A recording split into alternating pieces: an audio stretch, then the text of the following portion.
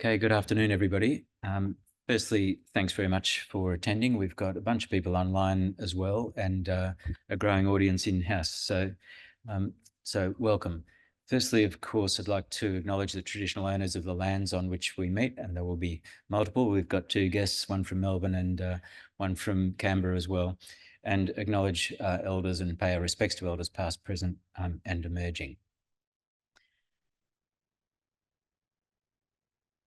So firstly, a big thanks to our sponsors, IP Group, QUT and Moderna, who have graciously allowed us to do some heavy IT work, and thanks to our team here, but also we will record this session and the subsequent two sessions and have a transcript of the Q&A and the answers available on the HTQ website for those that can't come along. So again, very generous of IP Group, QUT, who are here this evening, and Moderna, who will be at the subsequent meetings. So a quick advertorial, if you like, about Health Translation Queensland. We're a partnership organisation and the partners are there, and we are one of 11 research translation centres ordained by NHMRC across the country. And our job, as it sort of as the name suggests, is to try and promote the implementation of research into healthcare delivery. And this is our strategic plan, and I'll just highlight the three sort of boxes in the middle there. And we see our job as our three jobs as making the work of translation research easier. And you might be familiar with, for example, our research passport, which is a mechanism of doing that. Second job is to increase Queensland's translational research capability, and this seminar series is one of the ways in which we are doing that. And then, more importantly, to maximise the benefit of health research to Queenslanders and, of course, beyond. So there's no point in doing a whole lot of clever research and good quality stuff unless it's implemented into healthcare. This seminar series came about for a number of reasons, which I'll come to, but an important aspect is really a focus on clinical trials. And as a bit of a teaser, we are developing a clinical trials hub, and some of the people in this room are actually part of the working group that's going in that.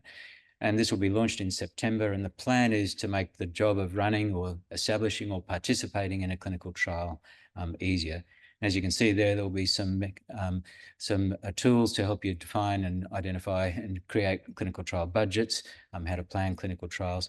And this, of course, is timely because yesterday was International Clinical Trials Day. So the timing of tonight is not entirely accidental. Another thing related to clinical trials that HTQ is involved in is HASANDA, and some of you will know about this. And this is a national movement towards creating an opportunity for reuse of clinical trial data. So there's some very clever systems of trial data repositories and de-identification of data so that it's available. HTQ is home for the Queensland node of HASANDA, which is national. But I'd urge you to have a look at HASANDA website if you're in any way involved in trials or if you are seeking access to trial data that already exists. And of course, it's in everybody's interest, particularly the community's interest, if data can be used by as many folk to ask as many questions as possible. So I'd like to introduce our panel guests before I just give a couple bit more background slides. We have a star-studded panel here. It's worthy of the Logies, two in person and two online. And in alphabetical order, I'll give a quick introduction, and then as we start the proceedings, I'll ask each of the panelists to expand on that introduction, just so that I don't get anything wrong. Firstly, Elisa Selimovic, who's Senior Investment Manager at IP Group, based in Brisbane. IP Group is, I'm sure many of you will be aware, a major venture capital firm, which has a lot of money able to be spent or up for grabs in Australia. Erin Raymond, who's VP of Business Development at QUT and is in charge of QUT's commercialisation and other efforts. Ruth Griffiths, who's online, and we are to see them shortly. Ruth is Director of Patients and Infrastructure at MRFF, and she is the person on the MRFF senior executive that has Queensland as her patch. So I would urge you, if you haven't already met Ruth, to try and arrange to do so. She's in Queensland quite regularly, is very happy to meet with anyone that's interested, and she's terrific fun and a terrific source of knowledge for all matters MRFF. And then last but not least, Wei Ming Boon, who's the Director of Translational Programs in NHMRC, and he's responsible for all the clinical trials, commercialisation and other schemes that NHMRC runs. You'll note, if you look at their bios, that they all have significant scientific track records in their own right. So they have been on the other side of the table in the past. They know what it's like to try and attract some funds.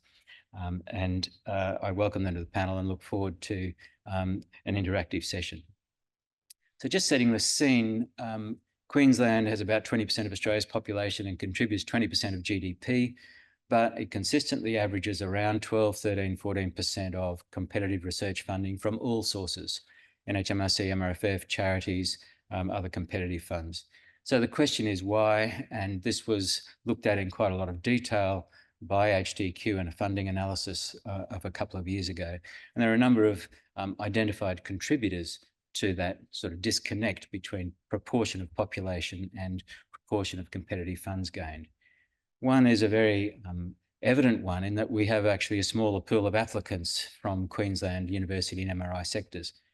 And if you look at universities, for example, the simple observation that Victoria and New South Wales have 2 global top 100 universities and Queensland only has 1 means by definition you've already got twice as many people, if you like, or twice as much grunt. And if you look at the MRI sector, New South Wales and Victoria both have MRI sectors that have a total revenue of close to $1 billion. And in Queensland, we are around about 20% of that amount. So there's literally a simple scale issue. There's evidence that we may be a bit less connected nationally, and of course that might reflect the smaller pool of people that could be involved in senior committees and senior review panels, etc. There's some evidence that applications may be lower quality, and that's based on success rates, percentage success rates. There's some evidence that there may be less support for applications coming from Queensland researchers, be that institutional support, government support, or broader support. And there's some evidence that there may be less understanding in applications from Queensland about the broader system. And that, of course, is reflecting the fact that we're not necessarily at a lot of the national committees and groups. So this was one of the reasons that we went about setting up this sort of series of 3 seminars, which I'll describe in a minute. But just before we start, some overarching considerations, which I think will be useful. As I think everyone here is aware that the days of generous funding for you to go and explore your pet topic are long gone. As my daughters would say, that's last season. And you need to have grant applications that are tailored to the opportunity and that are tailored to those that hold the cash. If you get money for something, please don't stop there, because in my experience, funders are delighted if the work is already being funded by another party, because everybody benefits from that. So it's a wonderful position to be in, to have a body of work funded in slightly different ways by more than one organisation, and everyone, as I say, benefits. You need to understand IP and its benefits and its limitations, but don't let that tail wag the dog, I think would be a good comment. It's useful to display a sense of urgency. If an organisation has some money up for grabs to solve a problem, they would like the problem to be solved sooner rather than later. And if you give an indication in your application that you share that idea, that it would be good to get a solution earlier, that would be helpful. Feasibility, in my experience as a reviewer, is often overlooked aspect of an application. You know, it's easy to come up with wonderful romantic notions about what you might do, but is it achievable? Is it achievable in the timeline of the granting opportunity, etc.? And it's all about impact. And I'm often asked what is meant by impact. And my suggestion is you actually go to the websites of the organisations that you're seeking funding from, and you will find out. So NHMRC has a very good description of what it sees as impact, and there are 4 types and a couple of paragraphs of explanation under each of those types. And I would commend that you go to have a look at that. Similarly, MRFF has a really good explanation on its website of what it perceives as impact. So again, if you're writing an application to MRFF and you're asked to address impact, it might be sensible to actually use some of their words in how you're addressing this.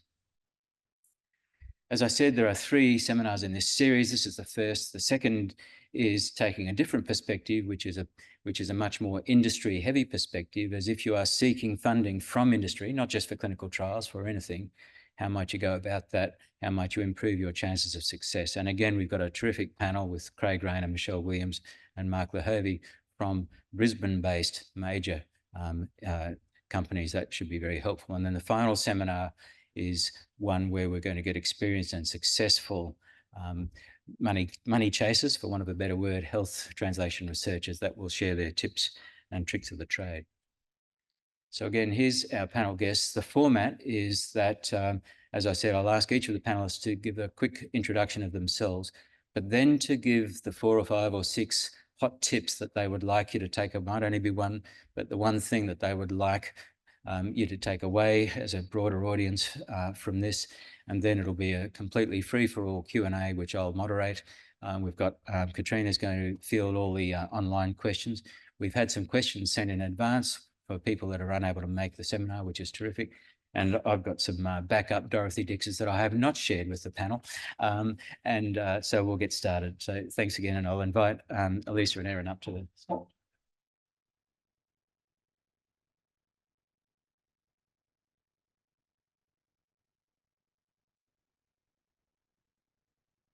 One, two, three. Okay.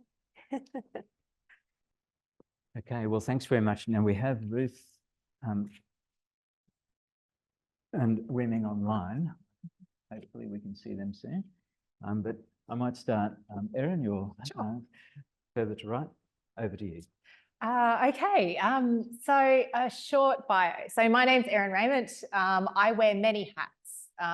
The one that I'm wearing tonight primarily is Vice President Business Development at QUT, which means that I cover industry engagement, commercialization, advancement, alumni, corporate partnerships. I am also very privileged to be a director of the Translational Research Institute. So I see a lot in terms of strategic oversight and governance of TRI. I chair QUT Blue Box, which is where a special purpose vehicle that we hold equity in startup companies, and we've got about 45 in that portfolio, and the list kind of goes on. So what that means is I'm a very curious person. I love doing all sorts of different things in different applications. And I'm really passionate about creating impact from research. So I started life as a biomedical researcher. I did my PhD here in Brisbane, and then I did some research in the UK as well. And all of that journey in terms of all of those different roles have been really focused on creating impact from research. And your hot tips, Erin? My hot tips. So know your audience, number one. Who are you selling to? And be clear in your value proposition. What are you selling? How does it matter for your audience? Okay, thanks. We might go online. Wemming, can we go to you next? Yep, great. Thanks, John. So is the audio okay? So so my background is in molecular evolution, actually in New Zealand, so don't judge me. And in the early days of sort of large-scale gene expression technology, I worked in proteomics, epigenetics, in the areas of neuroscience and cardiovascular health space. So, but since then, I've worked in grants management, open access, Aboriginal health, and also science policy in the non-for-profit sector and also in government. So my current role is managing the clinical trials and cohort studies grants, targeted calls for research, and also the development grants, which is to do more with commercial focus. So in fact, in my brief, John has asked me for advice to applicants, hot tips, take-home messages, and I thought, you know, what do you tell a bunch of experts what they already know? I'm in big trouble here. So you are the expert. So I think there are 3 key things that I would advise applicants. I think the first would be talk to those who have been there. Get advice from those who are successful, see what the applications are like, talk to those who did score well, those who did not score well, chat to previous grant review panel members. I think that's really helpful. It's actually crazy how much one learns from being on a review panel. The second would be to target your application to the assessment, and that was already mentioned earlier as well. I think that's really important because, I mean, if you're looking at writing something for your audience needs to be scoring you based on certain criteria. And if you give them no way out, but to have to score you a certain way, which is score you high, then they have to score you high. So I think the audience and targeting based on the assessment criteria is really important. And I think finally, be a peer reviewer. It's like speaking a language. I think the more you speak the language, the more applications you see. You'll see the good, the bad, and the ugly, and dub your colleagues in. I take care of a bunch of schemes, and if you wrote to our mailboxes, you will get a human replying to you saying, this is such and such. We're managing this grant scheme. We'd love to have you and your colleagues as peer reviewers. So I think it is about bouncing ideas with other people and learning from each other, and also volunteering to be a reviewer. So I'll leave it at that. Thanks, Wee Ming. Can we go to you, Ruth? Hi, everyone. Ruth Griffiths. I'm the Director of Patients and Infrastructure within the Medical Research Future Fund. So I manage 6 of the initiatives, including the Clinical Trials Activity Initiative, as well as a bunch of others. My background is also in research. I actually am a failed doctor.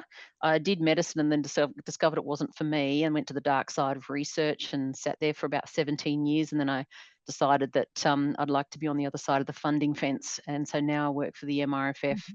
And have done for the last 2.5 years or so. Very sorry I couldn't be there in person. There's a bit of a running joke in the MRFF that I'll go to the opening of a letter, but unfortunately this didn't qualify as a letter, so I didn't come. It was, I just couldn't make it work. But yes, I'm usually always up for a coffee or to have a chat. One of the things we are trying to do, we know that the MRFF has had a bit of a reputation as being a bit of a black box. And we're really trying to say, well, actually, no, it's not that exciting on the other side. It's mostly just a bunch of people trying to do their best and get grant opportunities out the door. So we are trying to, unveil the MRFF a little bit. So yes, always hit me up for a coffee. Very happy to share what insights we have. For my top tips, I thought I'd focus on, I heartily agree with everything Wee Ming just said, and I encourage you to sit on panels. That's how I actually really improved as a researcher in my grant applications. I actually sat on the clinical trials and cohort studies panel for many, many years. And that really helped me develop my methodological skills for clinical trials, as well as I heard other really experienced clinical trialists picking apart grant applications, to be fair, but or maybe I should politely say critiquing the methodology. But that way you learn about what is considered good methodology and the ways that you can improve your own conduct of your clinical trials, but writing your grant applications as well. But the thing that distinguishes the MRFF from the NH and MRC is that we are a priority-led funder. So even though we have a clinical trials activity scheme, it is not exactly the same as the NH and MRC scheme. So when we're talking about right to your audience, we are a priority-led funder. It means that we actually are top-down in our approach. We outline what we're looking to fund. Now, our clinical trials activity initiative is still quite broad, but we actually have specified areas that you have to be working in order to apply for our funding. So I think a lot of people think, oh, I've developed an application for over here, I'll just squeeze it in over here and save the effort. But actually you need to look at what our funding schemes are trying to fund. That information is always in section 1.3 of our guidelines. So if you have no time to read the rest of the 60 pages, section 1.3, it's usually half a page. It tells you what we're trying to fund, and that is your first port of call. If you are not fitting that criteria, then it's just not worth your effort applying, because the grant assessment committees will knock you out or score you down. So that's the first thing I'd say, priority-led funding. The other thing is, I think people look at the MRFF and think they can only have clinical trials funded through the Clinical Trials Activity Initiative, but we actually fund equal numbers of clinical trials across all our other initiatives as well.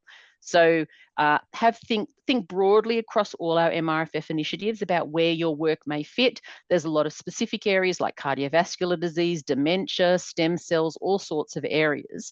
And a lot of those are suitable to put a clinical trials application in. How do you know what's coming up? How do you know what's going to be funded? One of the criticisms we've had in the past is no one ever knows what's going to happen, what the MRFF is going to bring out. Well, we are now forecasting. So we have the next 6 months of predicted grant opportunities on our website. Have a look at those. Have a look at our 10-year plan. It's not a document that people go to naturally, but it actually outlines where our funding has to be spent. It's our budget. It's our MRFF budget. We actually can't change that. It's set by Cabinet. So that will tell you how much funding is going into different areas. All the missions, there's about 8 of them, I think, off the top of my head. They all have roadmaps and implementation plans, which literally tell you the wording of the next guideline. We actually don't deviate from those implementation plans. So that's just a few sort of tips. Look at 1.3, make sure that you are squarely within the remit of the grant opportunity guidelines. Have a look ahead at what's going to come out from the MRFF, and then target your application accordingly. Okay, terrific. Thanks very much, everyone. So the floor is open. Alyssa? Oh, sorry. Unbelievable. We go back a long way. Right. Oh, Mary. Each other already. No, Sorry. thank you. That's fine. Hi, everybody. My name is Elisa Selimovic. I'm the Senior Investment Manager at IP Group Australia. IP Group is a venture capital company. So we're considerably, as a funder, we're considerably different from both the NHNMRC and the MRFF. And I know, actually, sorry, I'll take a step back. And before I give my top tips, I'll mention a few other things about me. I'm actually a biomedical engineer by training. I did my PhD at Oxford in the UK and then hung around in the UK for quite a few years afterwards. But I jumped into the commercial world early, both through consultancy, followed by time spent in-house in a biotech, before coming back to Australia and joining IPG. And what I would say is that my current job, which is, I would say, one of the best jobs in the world, is really an amalgamation of a lot of the best of the experiences that I had in my consulting work, but also working in-house in biotech. And really what I get to do is to enjoy being an absolutely colossal nerd every day by looking at cool new science that's coming out of Australian universities and New Zealand universities. And it's really the universities where that kind of cutting edge, amazing new stuff is emerging from. And that's the kind of stuff that a venture capital company like ours is really interested in investing in. And that's the sort of stuff that I get to look at every day, which is a major privilege in my personal opinion. To sort of complement some of the things that have already been said, I think that point around understanding your audience and pitching to your audience is critical. And it's especially critical when you step out of kind of the government-funded grant arena and now you're looking at, say, for example, industry or venture capital as a source of funding. Because while there is a great deal of overlap in the things that we care about, so for instance, economic impact, health impact, even social impact, those are things that we care about. There are other things that we also very deeply care about, which are maybe maybe have a lesser weight in some of the other avenues. So, as a venture capital company, we really care about that return on investment. And what we often don't see is in a pitch from researchers is really about, well, how will we get that return on investment that we're after? Or in other words, why should we put this funding at risk for this? How will we benefit? How will we get our return? Apologies again. So thank you. Now we're open for the floor. We've got a couple of roving mics. Or we could take one from online or the pre-prepared one earlier. There you go. Yes.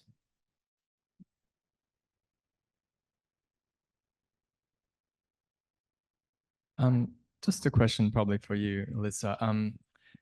How often would you look at companies or opportunities or groups and see where the gaps are and rather than perhaps you're not ready to invest, of course, but to help, assist and advise them to fill those gaps? And I think from the other perspective of the NHNMRC and MRFF, of course, that advice will be given through the feedback, but initially I guess the grant has to be rejected and they could apply the next round. But I guess from your perspective too, you might think, well, this really is a great opportunity. From what I've seen before, I can see where the gaps are. So it's kind of working then with the researchers to fill those gaps. Thank you so much for that question. I have a huge interest in doing exactly what you've just said. So meeting researchers early, talking through ideas early, talking through paths to get to that ultimate endpoint, whether it be with funding from a VC like ours, or actually even just thinking about what an alternative road might look like. Those are the sorts of things that we love to talk about. And ultimately, it's a really important way for the VC community here to actually build relationships with researchers who sometimes don't have something that's necessarily VC investable right this minute, but give it a couple of years and they tend to come back with really interesting ideas that are truly venture investable. So short answer, yes, would love to work together and provide input. Thanks, Pat. And if I could just add that the next session, as I've said, is from an industry base, and all of the 3 industry partners that are going to be on the panel next month have all said to me privately they wish they saw stuff earlier. It's just a recurring theme. So, sorry. Thanks so much, guys. Kaylee from Australian eHealth Research Centre. Thank you for giving your time today. Those tips were wonderful. I just wanted maybe a little bit left of centre, but health economics. We know it's really important.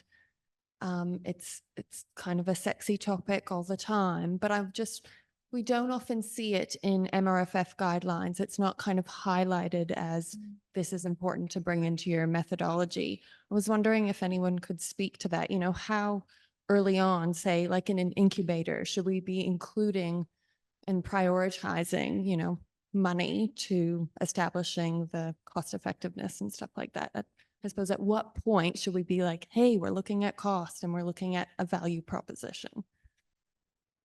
Maybe we start with Ruth.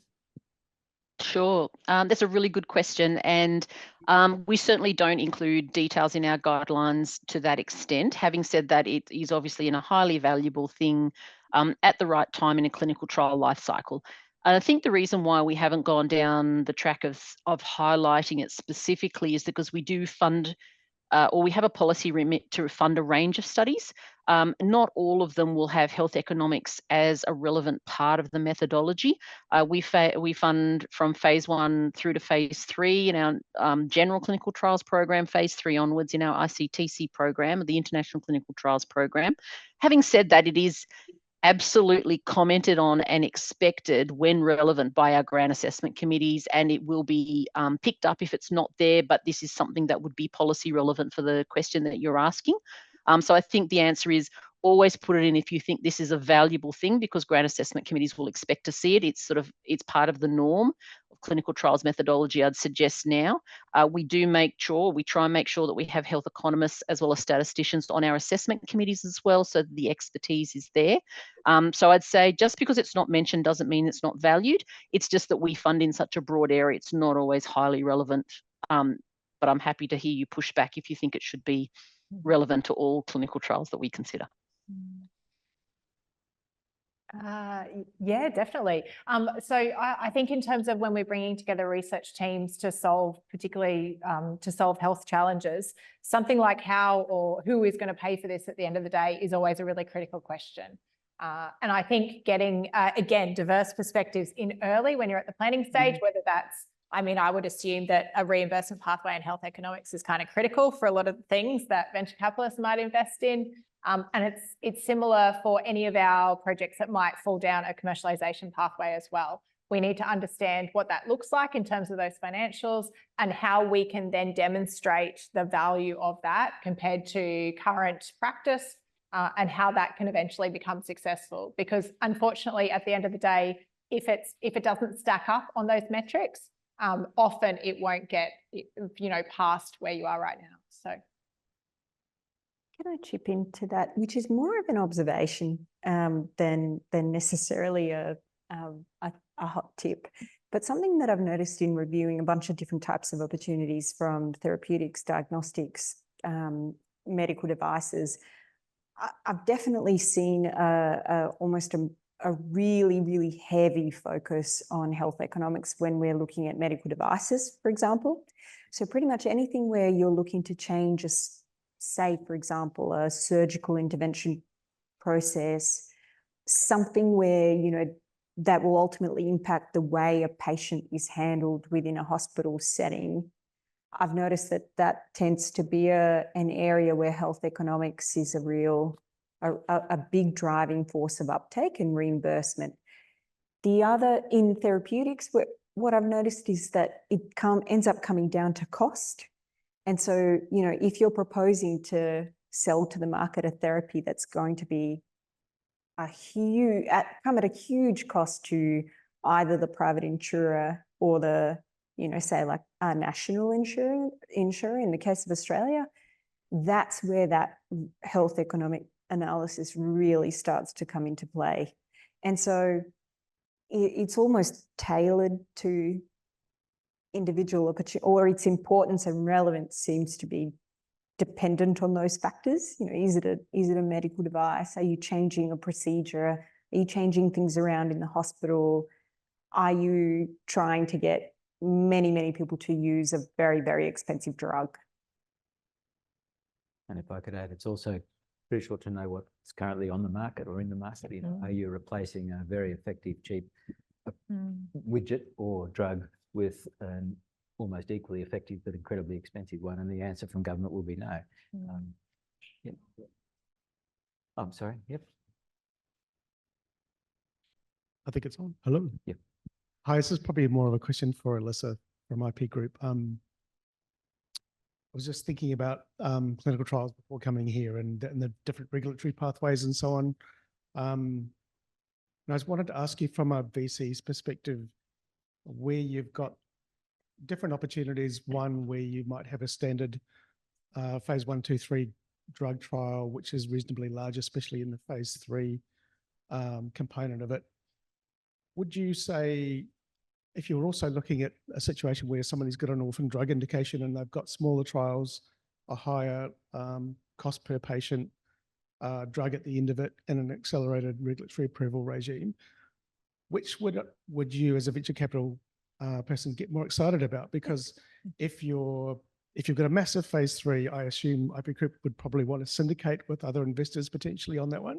And then you've maybe got less control because you have to share it with Amgen Ventures or whoever it might be. Yeah. What's the more attractive pathway for you? Because I'm just thinking about getting these funded. It's a lot easier to get them funded when they're small. Yep, that's a fabulous question. And actually really plays into some of the turbulence that we're seeing in the current market from the venture perspective. So just for a bit of context, I'll start by saying that it's a tricky question, and I think I would have to evaluate on a case-by-case basis. And I know that sounds like a cop-out, but just hear me out. I'll get off the fence in a second. Basically, what's going on at the moment is there is this introduction in the United States, which is obviously the biggest market for both therapeutics and medical devices in terms of, you know, the dollar amounts that are committed in that market. But they've introduced this Inflation Reduction Act, which for some sectors of the industry is a really good thing. So, for example, if you're interested in clean energy, renewables, anything to do with climate change, fabulous. If you're in pharma, you're going around screaming about how it's unfair and how it's going to negatively impact innovation.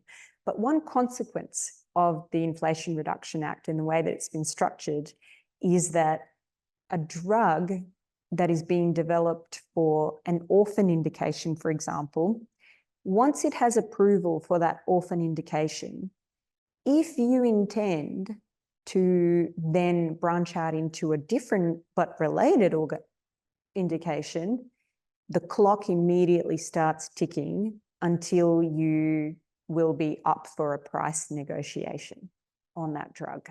And again, just a little bit of additional context, the Inflation Reduction Act gives the United States, for the first time ever, some power to negotiate drug prices, which they've never had, which is very unlike Australia. It's very unlike the UK and many other European nations where the government bodies aggressively negotiate drug prices. In the US, they've never had this. They're finally implementing it now.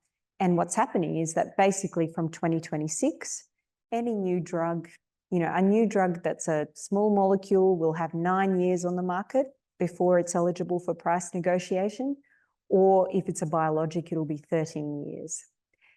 But it only works, you know, that sort of ticking time bomb essentially only covers that first indication that you've gotten your approval in, and no longer applies once you start to explore other indications.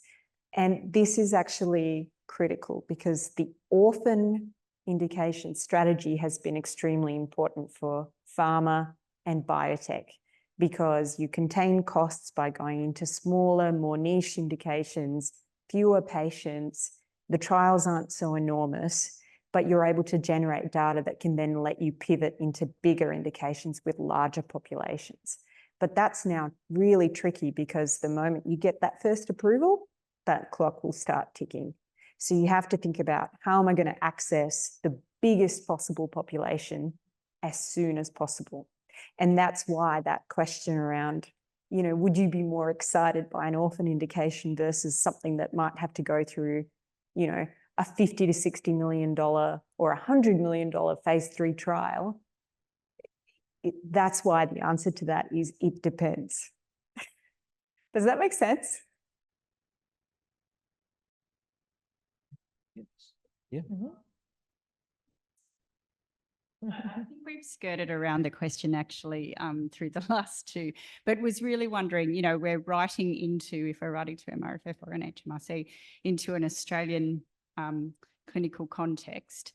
But if we are navigating a market where perhaps clinical practice isn't adopted in the same way, thinking about nuclear medicine adoption in Australia and the UK and Europe compared to the US, where it might be 5 to 10 times more expensive to even think about a particular line of biomarker or other agent. You know, how do we navigate that for someone like yourself, or how do we present that from an international perspective when the costs might be very palatable in one jurisdiction, but not very palatable in arguably the biggest? I'm happy to start, but I think probably throwing to one of our colleagues on the screen around, again, so I would again start with know your audience. So where is your application going? Who is the funder for that particular application? What are the things that they are passionate about? What assessment criteria are they using to assess that in terms of the financial benefit for the people or the impact that they require? And so perhaps, I'm not sure if... We mean, if an application to NHMRC, how much consideration would you advise that it gives to the international perspective of the application, for example? Yeah, I think sorry. Erin. I think, sorry, like what Erin mentioned, I think looking at the assessment criteria is probably the first thing that you need to do. NHMRC does fund a lot of projects, but a lot of it is actually investigator driven. So you can actually direct what you're trying to do, the project that you're trying to do. But at the same time, NHMRC also has partnerships with different international groups as well. So it depends on the types of calls that actually come out. You can actually target your particular project to different schemes. So for example, if it's a more of an innovative type idea, then you might look at ideas grants. We might have certain special partnerships with different funders in Canada, with New Zealand, with Japan. You might actually look at some of those calls that are more directed towards your project. So the main thing is to actually keep your eyes and ears open for the different kinds of calls that actually come out of NHMRC. We do have the recurring type calls like clinical trials, ideas grants, investigator grants, but we also have the targeted calls where it's actually, some are actually defined by the community. We actually have a portal for consumers to actually submit the different areas that they would like to to have research done on. And we also have different calls that come from government, different calls that comes from our advisory committees. So we do have different calls all the time, but we also have the recurring ones as well. So that depends on your project. So it's actually quite hard to actually advise where you'd actually go. But do sign up to our tracker so that you actually have an update every once in a while about what's coming up. Good. Maybe Mahir could just take an online question first, Mahir, and then we'll come to you. Lovely. This online question is there scope for funding observational trials designed for methodological or technical validation in important clinical scenarios? These would be a first step with established assays towards knowing the clinical variations and informing proper power calculations for subsequent interventional trials with clinical outcomes. I think that's the Ruth question. Yeah. And Ruth, maybe Yeah. I've got a backup question along the same lines, which is, I know there's some discussion about changing the structure of funding for trials, which might be a stage gated or you know, to facilitate some of these things. So perhaps a bit of a snapshot of what might be coming up in the future would be another way to help address that question. Yeah, so traditionally in the MRFF, we've defined clinical trials as randomized controlled trials. We have broadened the definition to include comparative effectiveness trials and implementation science trials, but they still would be expected to have a randomized component. In the current guidelines that are just about to close in about 5-6 days or something like that, we have started introducing funding for pilot funding to start addressing some of these needs for establishing some of those parameters before you go for your larger definitive trial. So I think our guidelines at the moment would still include some kind of randomization component expectation in those pilot. I'd have to look at our language, but I think that's just where we've settled for the moment. The other thing I would suggest, though, is that if you can't get the funding through the clinical trials schemes because there's that randomized requirement, there may be other areas that you could get funding to establish those early parameters that you need for getting established ongoing funding and larger, more definitive trials. So there, for the MRFF, it does still sit more within the randomized spectrum, but we are starting to move towards different ways of looking at this, and certainly pilot funding is one of them. It's not a truly sort of gated funding mechanism in that if you have a successful pilot, we don't guarantee that you get the next lot. I wish I could, but unfortunately that is not within my gift as a funder.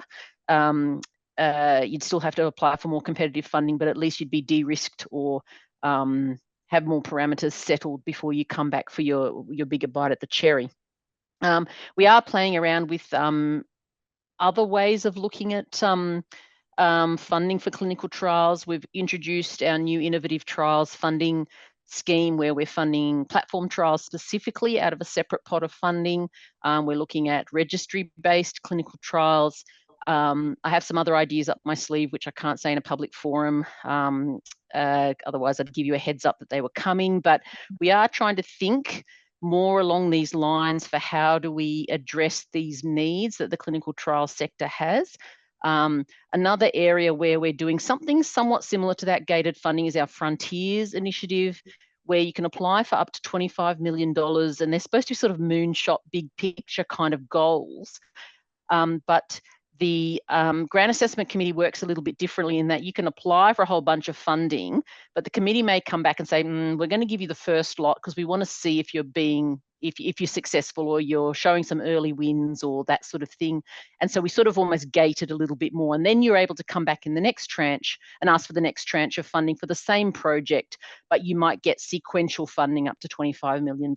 So we're just starting to play a little bit more in that different space of how we fund clinical trials, acknowledging that, you know, one size fits all may not be the best approach. And maybe just on that, I'll just, some of you may have heard that the NH and MRC and MRFF are working closely to try and align more so between the two funding bodies. And as part of that, Wei Ming and I actually are co-chairing a committee looking at clinical trials funding, trying to explore some of these questions about how do the MRFF and the NH and MRC align, whatever that means. We're still in very early days, but I guess I want to flag that we are trying to think differently, and at least know if we decide not to go down a certain way, at least we know that we're deciding not to for a certain reason rather than just having never thought about it.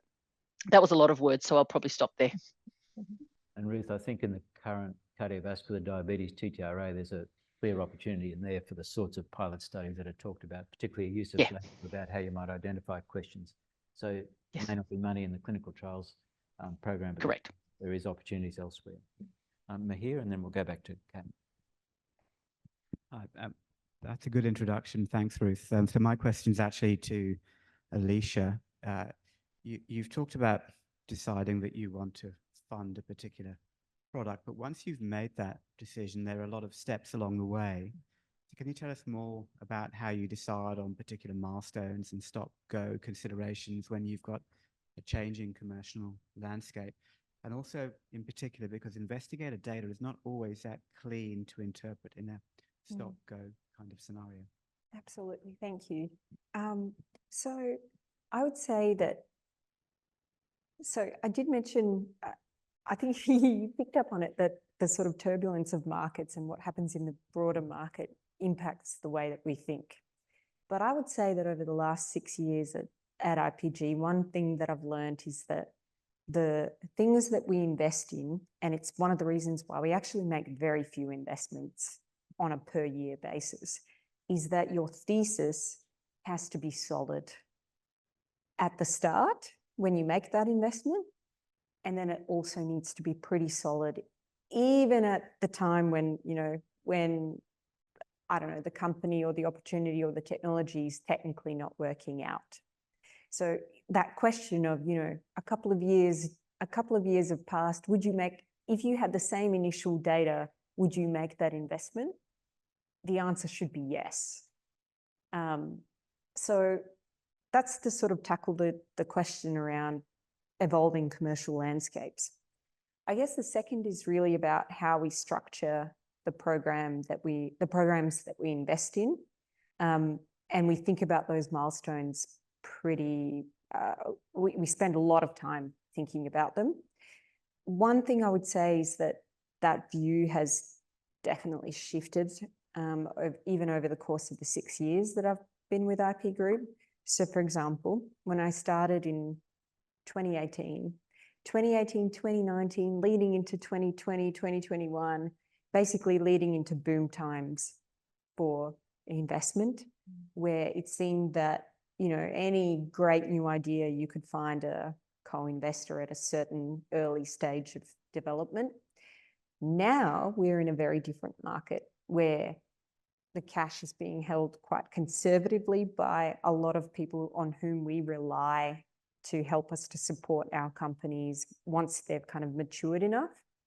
And what we're finding is that where previously we used to, you know, we would get in on an opportunity really early, often at preclinical stages, we would seek to sort of fund that company, say, to about the pre-IND stage.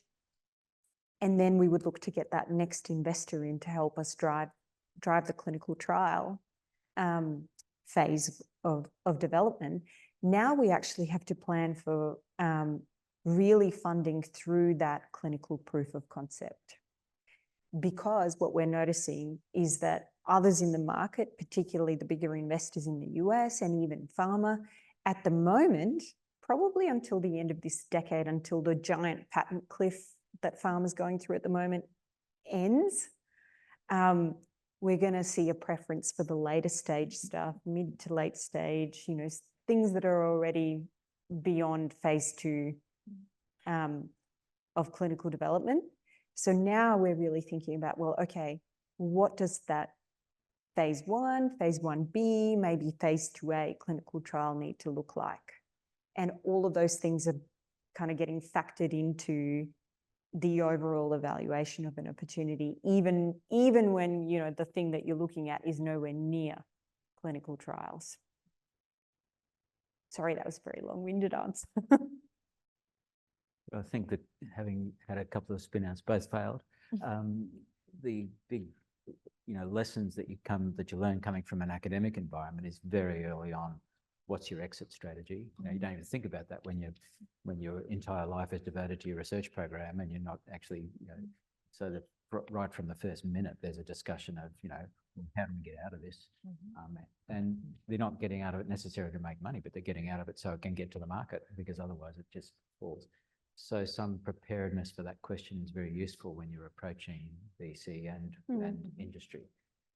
And then, as you mentioned, the go, no go decisions, we're not good at those as researchers, and you are forced to be pretty good at those if you've got other people's money invested. I should add, John, that that question around how are we going to get out of this and how will we make some money is actually a question that VC will ask. There's no point in sugarcoating it.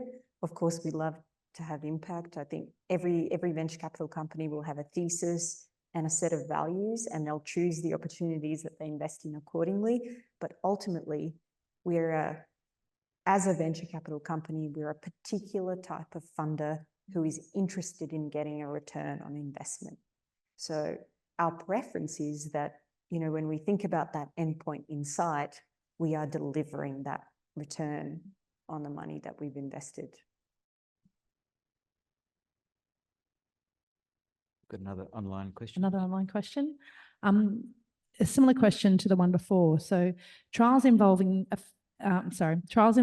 exploring effective methods to improve health by changing behaviours to reverse disease could be more cost effective than drug treatment. Would this kind of study be eligible for funding? And will both Wei-Ming and Ruth could address that. I think the answer will be very clearly yes, but I might. Yep. Yeah, absolutely. I think, we fund that kind of thing all the time. And I think, as Elisa said, I think that there are different views, but I think there's a certain risk that government funding is willing to take, especially for the early phase, phase 1, phase 2 type work.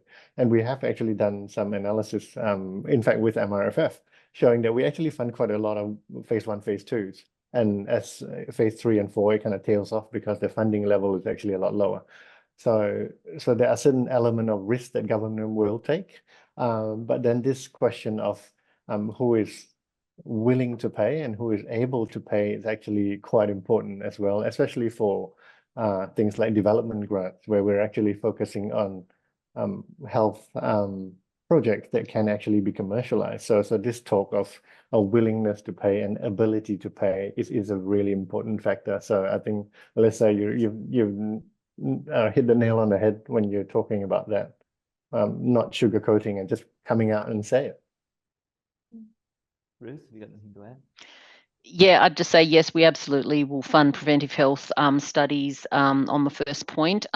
We have had people say that our documents and guidelines and wording seems to imply we're only interested in clinical interventions. It's not the case. I think it's a misunderstanding. You can always email the help centre and ask for clarity, but in principle, absolutely. And yes, prevention is usually better than cure. Doesn't always work, but if we can make that happen, then absolutely, that's much better than finding a cost-effective drug or device or whatnot. Much better to keep people healthy. And then the second thing about, what Wei-Ming just said about, there's a certain amount of risk we will take, but our grant assessment committees will talk about there is no clear pathway to market for this, or there's no clear pathway to implementation. So our grant assessment committees will also look at that and look at the value proposition to government. Certainly for MRFF, we have a specific category that says overall value and risk. And we're looking for the grant assessment panels to give us an idea, is this a good investment of our money? We don't want to just invest in things for the sake of investing in things. We want to invest in trials and projects that will actually deliver as much as possible. So we are looking for that consideration of the end game up front, rather than, I think you mentioned at the start, John, is unfortunately the funding for your pet projects. It's not quite the same as it used to be. It's not saying there's no room for blue sky thinking. That's a different question, but it's having that long-term game and thinking about it. Is there a direction for this for this research, and is there an end goal, even if there is steps along the way that may pass or fail? That's fine, but have you got an end goal about how this might be implemented into practice? Yeah, and maybe just to add as well, it might be that competitive funding is the pot that you're able to access there. It might not necessarily look like a VC-like investment, but try and consider who might be currently paying for the impact of that, perhaps, behaviour, or if you are able to modify behaviour in a particular way, what sort of benefit that might provide, and who would, unfortunately, financially benefit from that. So therefore, could it be a medical insurer? Could that be a company? Could that be, I don't know, even something like a city council or a health department? Someone who would see is currently paying for that in some way in their budget and could see benefit from being able to see, an improvement of that would then eventually cause, less money to be spent in that area. So I think you can get quite creative with those sorts of things. And there's a really burgeoning e-health, digital health app, general app market. It's tricky, it's complicated. There's lots of different options out there, but you are able to find different ways to be able to monetize and create impact. And Bupa, Telstra Health, just to name two, have got schemes that are continually being out for calling for applications that are very much interested in prevention, particularly preventing hospitalisation or interventions, of course, but also prevention. Insurers have the most to gain Yes. in many ways, because, if they can avoid paying out even more than they do now, they'll be very happy.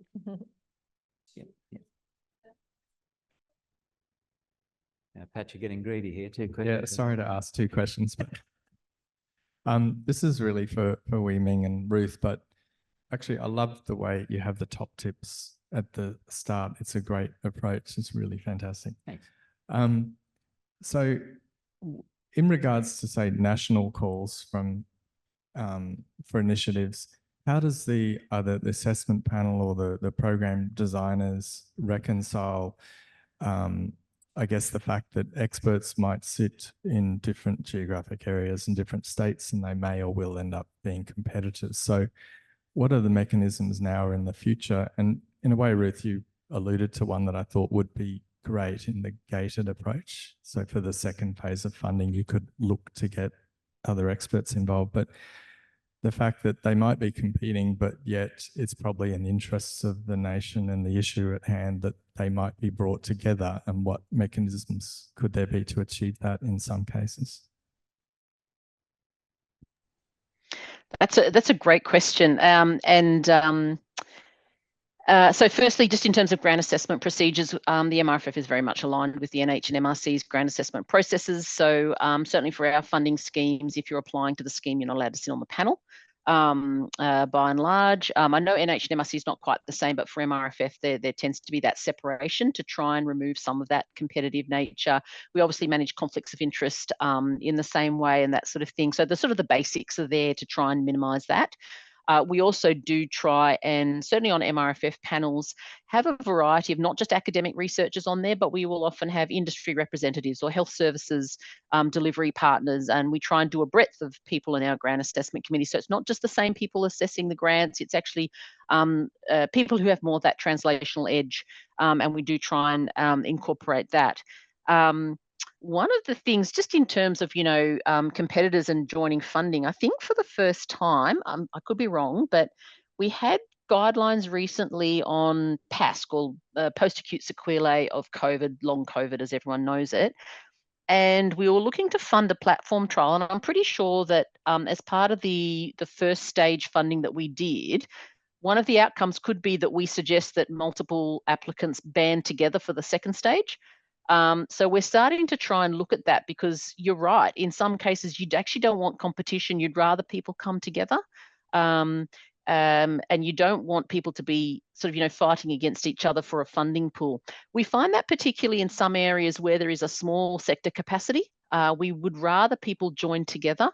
And you'll notice, if you read all of our guidelines, which you probably don't, but if you read all our guidelines, you'd probably realise that in some of our initiatives, we're starting to fund consortia of up to 50 CIs.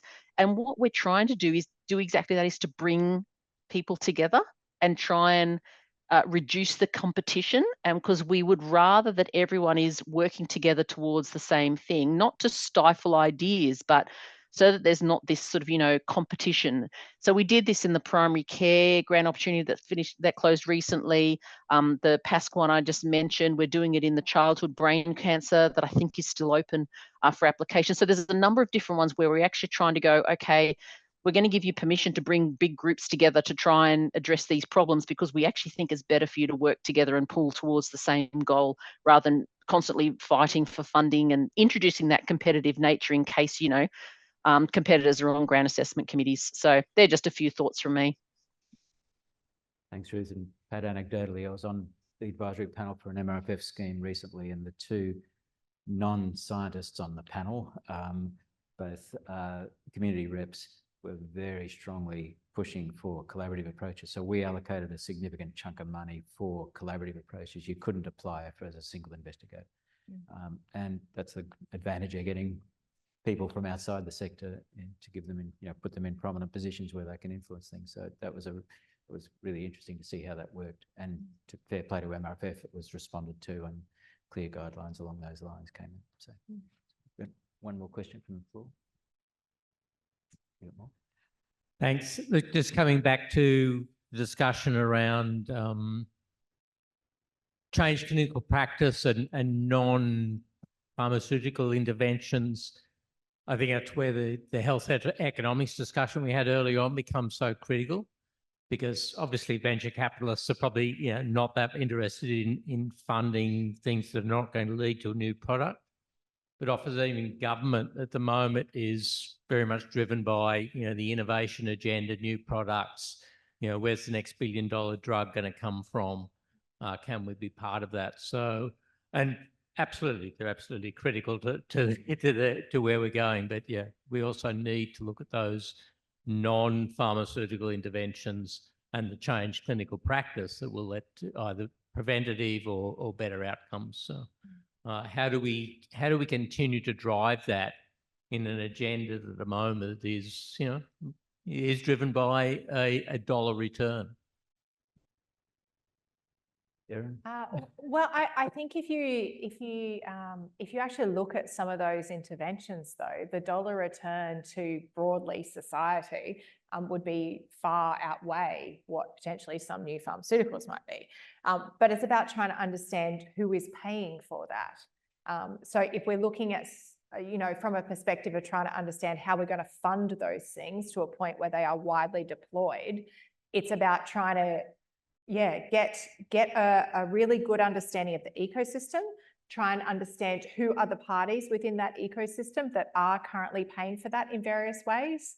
It's highly likely government is going to be a very large one, but insurers, hospitals, private companies, or companies that can see perhaps a way to grow their products and services and scale, not necessarily to a VC-like scale in terms of return, but can make a sustainable, profitable business around that intervention.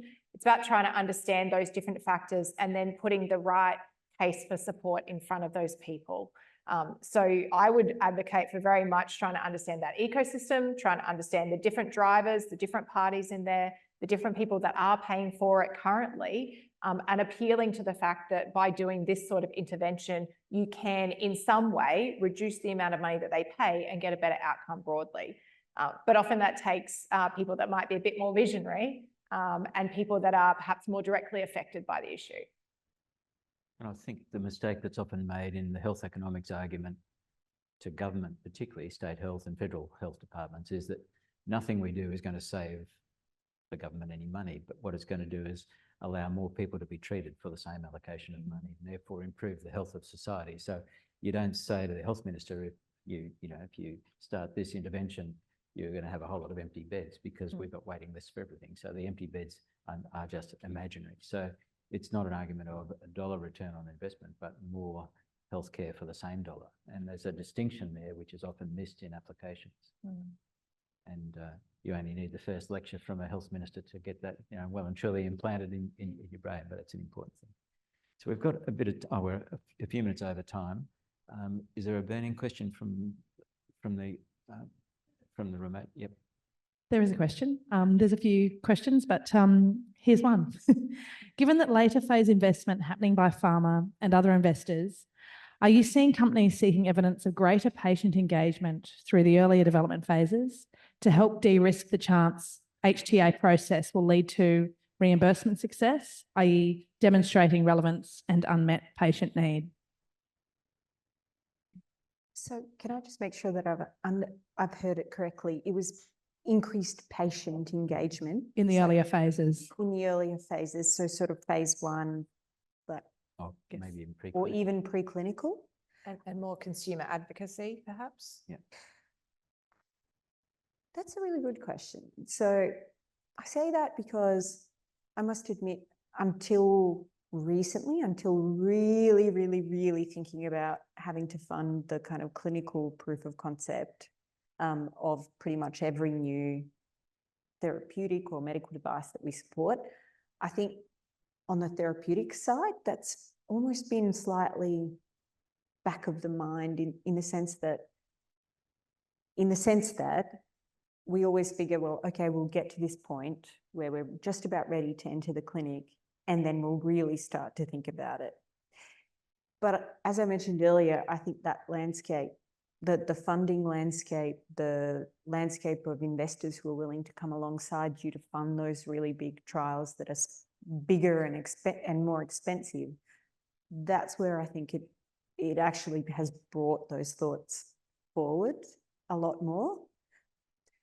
In the experience of our own portfolio, I'm not sure that the sort of patient engagement has really been at the forefront, but there's certainly been a lot more conversation with clinical KOLs.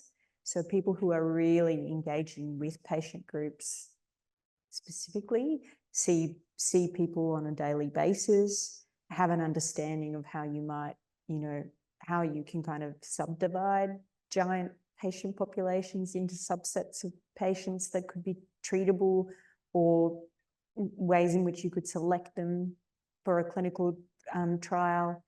So it's kind of a yes and no. In our practice, we haven't yet seen a massive kind of increase in patient engagement, but definitely thinking more about how, what is the right format for a clinical trial for this particular new technology. That's definitely been a bigger thought than in previous times, I think. Well, I think that's a great place to finish. And again, I'd like to really thank our 4 panelists. It's always tricky online, so thanks very much, Wei-Ming and Ruth, for your contributions. Erin, and I'll even remember you this time. Thanks very much.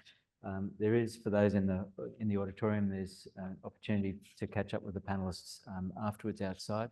Thanks very much again for your attendance. We'll hopefully see you in a month, where we'll take a broader industry perspective to the same questions. Thanks very much.